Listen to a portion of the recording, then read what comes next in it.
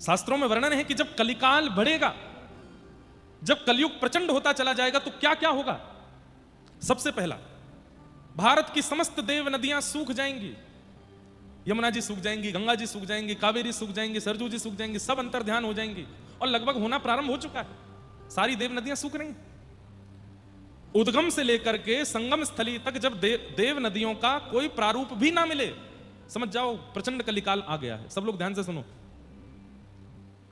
दूसरा, सारे धर्म स्थान, धर्मस्थली अपनी पुरातन स्वरूप को खोने लग जाएं। जो उनका पुराना स्वरूप है, जो उनका वास्तविक स्वरूप है, उस वास्तविक स्वरूप को जब धर्म स्थान, तीर्थ स्थान खोने लग जाएं, वे अपने रूप से विहीन होने लग जाएं, समझ जाओ प्रचंड कलिकाल आ रहा है। धीरे धीरे यह भी प्रारंभ हो गया है।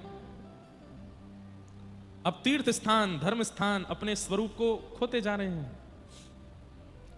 तीसरा, तीर्थ निवासी, धाम निवासी लोग भी तीर्थ और धाम में रहने का अभिमान करने लग जाएं और उस अभिमान के कारण भगवत भजन भक्ति का त्याग कर दें और सारी वो क्रियाएं करने लग जाएं जो महानगर के लोग करते हैं। खान पान की दूषितता, विचारों की दूषितता, कर्मों की दूषितता। अरे महानगर में रहने वाले लोग तो कुछ भी करते हैं, लेकिन धामों में रहने वाले भी यदि वही करने लग जाएं तो समझ जाओ कलिकाल प्रचंड हो रहा है।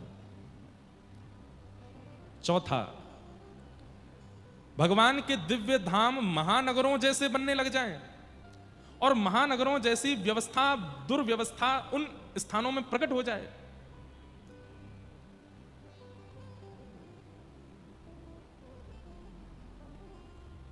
मांस मदिरा का भोजन और कलयुग को प्रचंड करने वाले जितने भी दूषित स्थान हैं, ये धामों में प्रकट होने लग जाएं, समझ जाओ कि अब प्रचंड कलिकाल आ रहा है।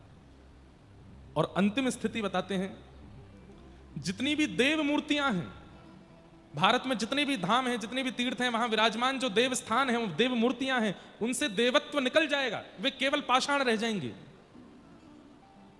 उनके सामने कुछ भी गलत करने में व्यक्ति को लज्जा नहीं आएगी। क्यों? उसे ये विश्वास हो चुका होगा कि ये केवल पाषाण है, ये भगवान नहीं है। तीर्थ स्थान, देवस्थानों में विराजमान देव मूर्तियां अपने देवत्व का त्याग कर देंगी जब प्रचंड कलिकाल आएगा। लेकिन प्रचंड कलिकाल का वर्णन करते हुए अंत में कहते हैं, इतना घनघोर कलिकाल आने के बाद भी जगन्नाथपुरी में विराजमान महाप्रभु जगन्नाथ अपने रूप से विहीन कभी नहीं होंगे। वो सदा अपने रूप में रहेंगे। वे अपने देवत्व का त्याग कभी नहीं करेंगे। देवता आकर के प्रार्थना करेंगे कि हे महाप्रभु जी, अब ये कलिकाल प्रचंड हो गया है, ये कलयुग के जीव अब दर्शन देने योग्य नहीं है, नाथ अब चलिए यहां से।